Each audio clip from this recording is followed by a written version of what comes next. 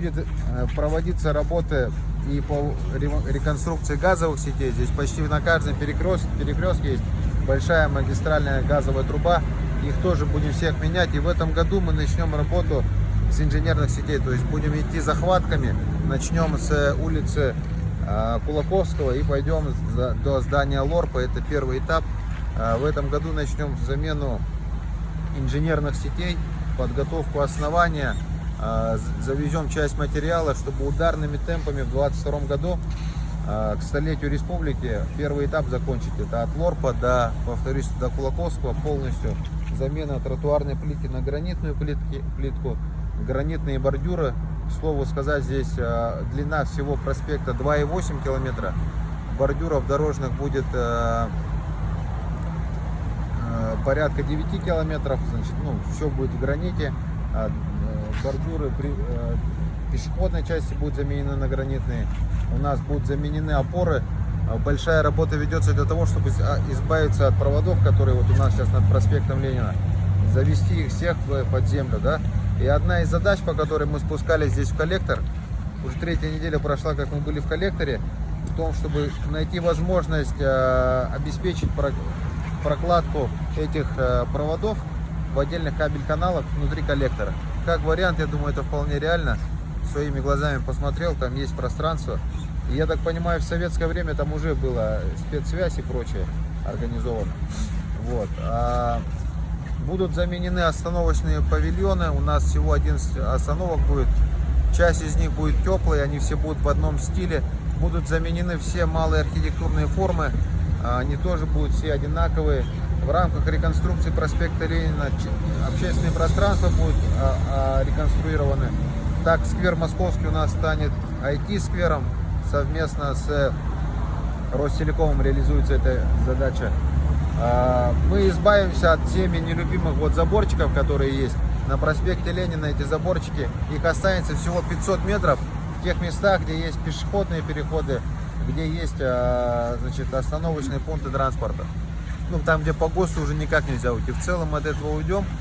И в 2023 году мы закончим два хвостика, так называемых. Это вот от здания Лорпа до Хабарова и от Кулаковского до Красноярова. Цель какая? Вот мы должны преобразить проспект, сделать его лучшей дорогой не только в городе, но и в республике. В принципе, сегодня уже на завершающей стадии проектно-сметная документация. Мы должны получить положительное заключение экспертизы в апреле. Широко обсуждались подходы по уже внешнему виду проспекта, по реализации тех или иных основных выездов, заездов, по тому, какого цвета должна быть тротуарная плитка и прочее. Вовлечены были широкие круги общественности, вовлечен был центр «Лето», значит, урбанисты Севера, управление при архитектуре главе, наши архитекторы. И в целом мы обсуждали этот вопрос широко с общественностью. Возвращаясь к крупномерам, на проспекте Ленина 680 крупномеров планируем посадить, порядка 6 тысяч кустарников. То есть мы должны его сделать, озеленить. В принципе, будет реализована велопешеходная дорожка с двух сторон. То есть у нас здесь поэтому придется убирать часть киосков, которые стоят. Вот рядом с Туймадой, если пройти, вот мы идем по дороге, там стоят большие киоски, да, все они будут убраны. В принципе, у нас здесь на проспекте Ленина 22 НТО, они работают как киоски. И вот если посмотреть большие города, там ту же Москву, Санкт-Петербург, Невский проспект, Тверскую улицу, киосков там нет, не осталось. Это пережиток прошлого. Я считаю, что по проспекту Ленина мы должны тоже сделать такой вот единообразный облик. Есть на что отталкиваться. Была разработана дизайн-код, как концепция, мы ее в основе проектирования использовали. Поэтому у нас все должно быть в едином стиле, гармонично смотреться. И в дальнейшем мы здесь ведем вторым этапом уже заняться вопросом фасадом зданий. Проспект Ленина будет реконструироваться в рамках национального проекта «Безопасные и качественные автомобильные дороги». И средства можно тратить только на элементы улично-дорожной сети. Вместе с тем проспект заиграет совсем другим цветом, если сделать как раз таки художественное освещение зданий, подкрасить фасады. И это все уже в рамках другой программы. На это мы должны изыскать средства в муниципальном бюджете, в том числе за счет увеличения софинансирования республики на столичные функции. Мы посчитали по проспекту, если сделать художественное освещение основных зданий республиканских, городских, то это порядка сумма 60 миллионов. Нужно решать вопрос по зданиям, в которых квартиры частная собственность. Ну и, соответственно, цель такая, то, чтобы проспект был весь освещен художественно, без проводов, новые опоры освещения, много деревьев, кустарников, гранит. А по нацпроекту сколько стоимость примерно? Стоимость около 1,5 миллиарда рублей у нас будет. Чуть больше 1,5 миллиардов рублей на элементы улично-дорожной сети. И на сам асфальт, да? На сам асфальт, на гранит, на работы, на вынос инженерных Почему на сетей. граните остановились? Чем он лучше будет? Гранит? Ну, это натуральный камень, это достойно. Но я думаю, проспект Ленина должен быть таким. Скользкий, не скользкий? Как Нет, я думаю, он не должен быть скользким, он долговечный. Вот потому что вся тротуарная плитка же, она у нас почему не долговечная? Все дело в щебне, да?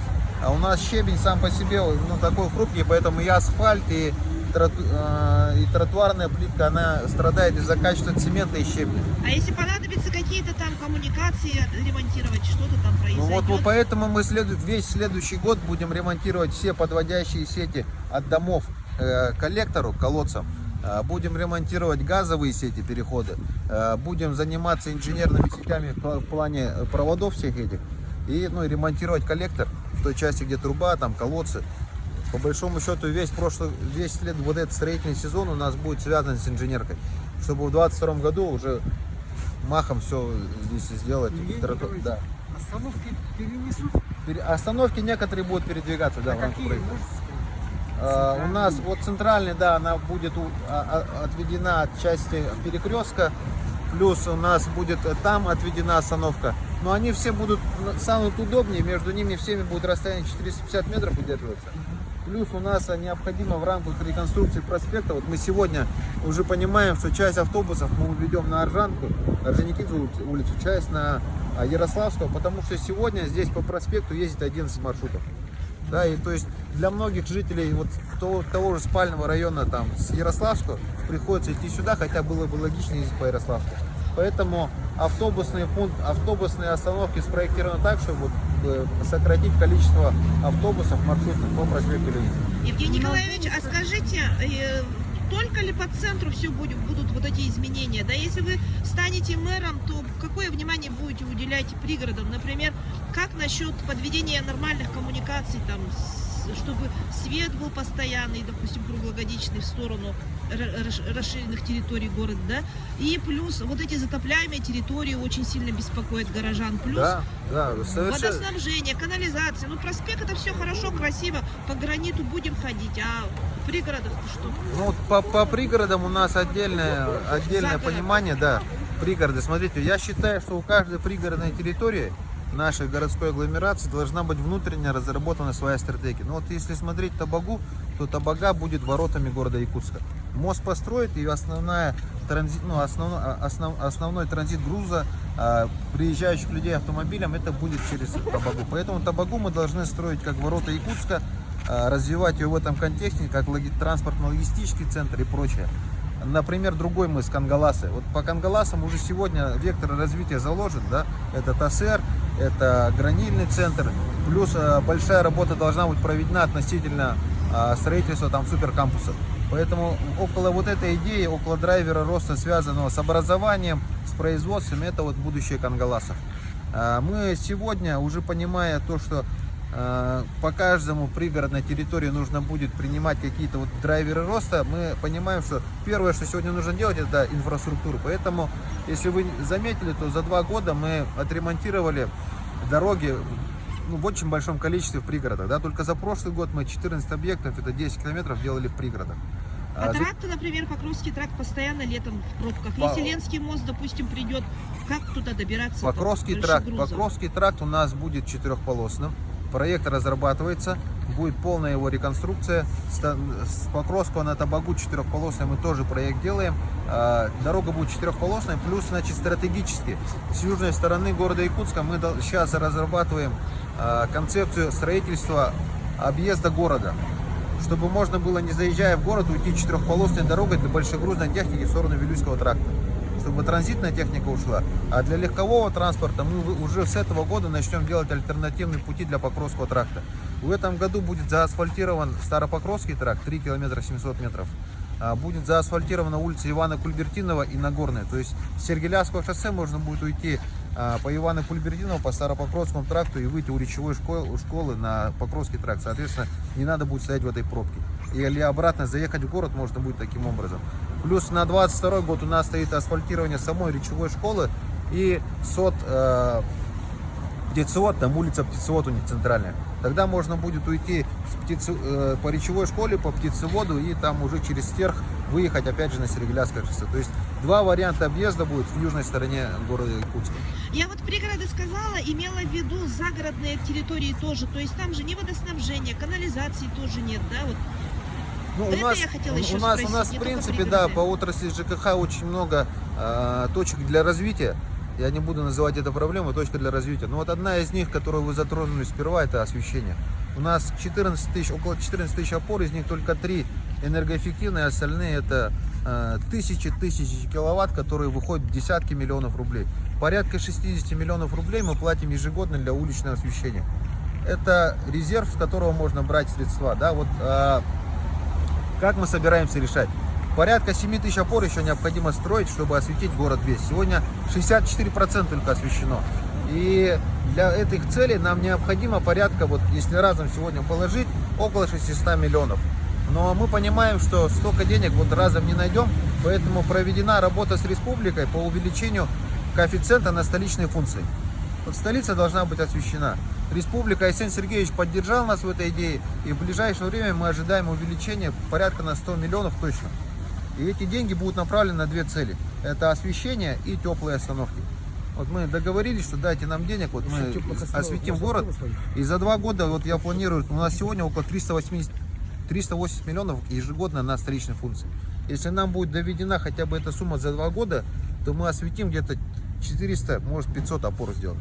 В зависимости от того, где будем делать. Останется 200, а их мы за счет экономии на энергосервисных контрактах, то есть замены этих же ламп на энергоэффективные, решим моментально. Поэтому задача такая. Тут водоснабжение, канализация, когда Я сейчас закончу. До 24 года осветим город. По водоснабжению и канализации, ну вот Табага, КОС и Кангалас и КОС проект водоканал уже занимается. Водоснабжением Белого озера и Марки в инвестпрограмму водоканала заложено. Отдельно это фигурирует в проекте указа социально-экономического развития города Якутска, указа Илдархана. И я хотела бы тогда задать вопрос по тендерам. Отыграны они и кто у нас будет подрядчик на проспекте в этом году? У нас по тендерам, у нас в этом году вообще в принципе 42 объекта.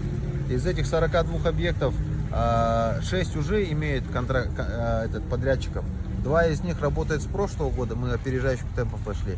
Сейчас на выходе у нас находится 3 ПСД. В течение февраля месяца мы отыграемся еще по 3. Ну и так вот нарастающим итогом идем. И к маю месяцу у нас будут все торги. Последний из торгов это будет проспект Ленина, потому что мы в апреле только получим ПСД. Но это нормально. Мы в этом году занимаемся инженерными сетями. 2 года тренировались, как работать. Вот сейчас вот за прошлый год, почему мы уверены, что справились? На самом деле в прошлом году мы работали на 42 объектах. 28 объектов это были объекты 2020 года. 2 объекта мы начали с опережением 2021 года. И 12 объектов это переходящие работы 2019 года. То есть по 42 объектам работы закончили, работать научились, поэтому в этом году сделаем по 42 тоже. А вот те, кто должен в этом году работать, это какие подрядчики? Но все те, кто справились с своей работой и не были, значит, с нами претензионной работать, и будут работать. Но мы сейчас ведем претензионную работу, не жалея никого. С Матлавом в том числе? Конечно, в первую очередь. Ливнёв, здесь будет организовано водосборные лотки с 2 сторон. Они будут, сведены через улицу Амосова, часть уйдет на улицу Ярославского, и оттуда уже будет уходить через бульвар Учителя в сторону этого. Но это проектное решение есть у нас полностью. За счет проспекта Ленина мы, кстати, водоотведение сделаем вместо дворовых территорий тоже. Пойдемте, замерзнем. Да. По инвалидам обязательно. Вот у нас в среду, когда? В четверг? На следующий день. Нет, в четверг или в пятницу, когда у нас был народный бюджет, ребята заезжали колясочники. В среду, кажется, было. Да, у них классная идея по обеспечению доступа в безбарьерную среду. Они сами, они дорожники сами. Вот с ними и будем работать. Сейчас заведем по народному бюджету с ними средства. Они говорят, все, что вы делаете, оно побольше, но неудобно, не функционально. Они сами нам покажут, как делать, они научат, и мы будем делать так, как они